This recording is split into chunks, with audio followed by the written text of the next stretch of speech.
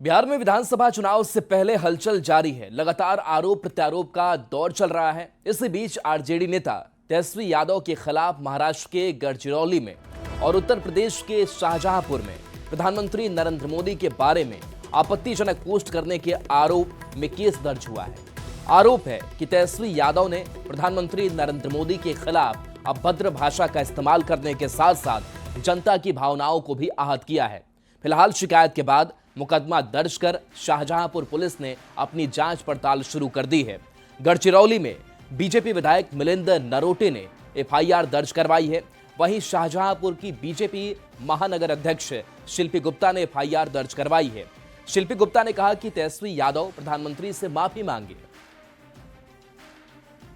देश के यशस्वी प्रधानमंत्री आदरणीय मोदी जी के खिलाफ बिहार के पूर्व उप मुख्यमंत्री तेजस्वी यादव जी ने जो टिप्पणी की है, जो बेहद अमर्यादित है, बहुत खराब भाषा का प्रयोग किया है, जिसको लेकर हम भारतीय जनता पार्टी के कार्यकर्ताओं में बहुत ही रोष और क्रोध है, जिसको लेकर मैंने एक प्रार्थना पत्र दिया है और रिपोर्ट भी दर्ज कराई, मुकदमा भी दर्ज कराया है। मुझे लगता है उनको अपनी इस भाषा पर खेद प्रकट करना चाहिए और हमारे आदरणीय प्रधानमंत्री से माफी भी मांगनी चाहिए ताकि आगे ऐसा कोई ना करे। तेजस्वी यादव के खिलाफ महाराष्ट्र और उत्तर प्रदेश में केस दर्ज होने पर तेजस्वी यादव ने पलटवार किया है। कटिहार में वोटर अधिकार यात्रा के दौरान उन्होंने कहा कि एफआईआर से कौन डरता है, जुमला शब्द कहना भी अपराध हो गया है। वे सच बोलने से घबराते हैं। हम किसी एफआईआर से नहीं डरते हैं और हम सच बोलते हैं। अरे एफआईआर से कौन डरता है? अब बताओ, जुमला बोलना भी अपराध हो गया है। तो आपने क्या ऐसी बात कह दी जिसको लेकर इतना महाराष्ट्र? अब तो जिन लोगों ने किया है वो लोग जाने। सच बोलने से ये लोग घबराते हैं। आपके समर्थक कहते हैं एफआईआर से डरने वाला नहीं है तेजस्वी यादव। एफआईआर से कौन डरता है? एफआईआर से हम लोग नहीं डरते हैं, सच बोलते हैं। लोगों को सच बोलने से तकलीफ होती है। वहीं कांग्रेस नेता शकील अहमद खान ने कहा कि भले ही 1000 एफआईआर दर्ज हो जाए, इससे क्या फर्क पड़ता है। यह यात्रा बीजेपी के विचारों से आजादी पाने के लिए है। हम अपना लक्ष्य हासिल करेंगे, हम वोट चोरी नहीं होने देंगे। एक नहीं 1000 एफआईआर हो जाए, उससे क्या फर्क पड़ता है। जब जुल्म की दास्तान चलती है, ब्रिटिश साम्राज्य के जमाने में भी एफआईआर और जेल हुआ करते थे। अल्टीमेटली आजादी मिली ना, अल्टीमेटली लोगों को मुक्ति मिली ना। तो ये तो भारतीय जनता पार्टी का जो आइडियाज है, उससे मुक्ति लेने का संग्राम की यात्रा एक तरह से आप कह लीजिएगा।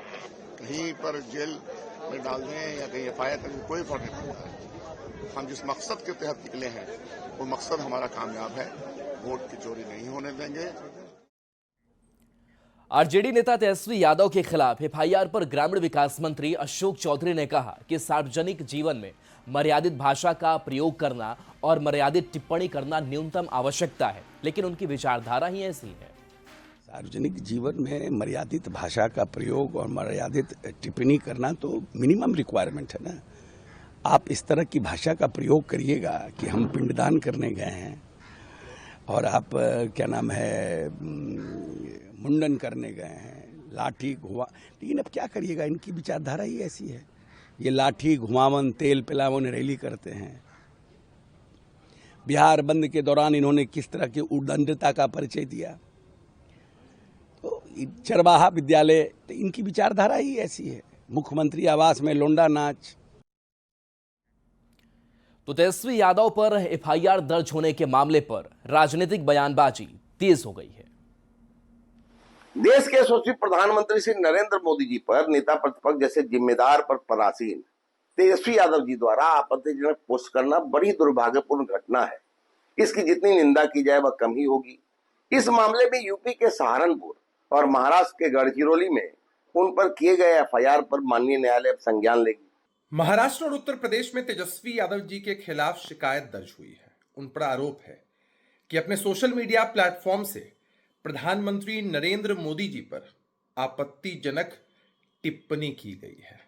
अब तेजस्वी यादव जी को जो राजनीतिक कुसंस्कार राष्ट्रीय जनता दल से मिला है, उसके बाद हम उनसे क्या उम्मीद कर सकते हैं। तेजस्वी जी के प्रति बिहार की जनता का जो विश्वास और समर्थन दिख रहा है, जिस तरह से वोटर अधिकार यात्रा में तेजस्वी जी और राहुल गांधी जी को जो व्यापक समर्थन मिल रहा है, ये जनता के अदालत में वोट से हारते हुए दिख रहे हैं, तो भारतीय जनता पार्टी के नेता अब अनर्गल रूप से प्रलाप कर रहे हैं और कोर्ट का सहारा ले रहे हैं।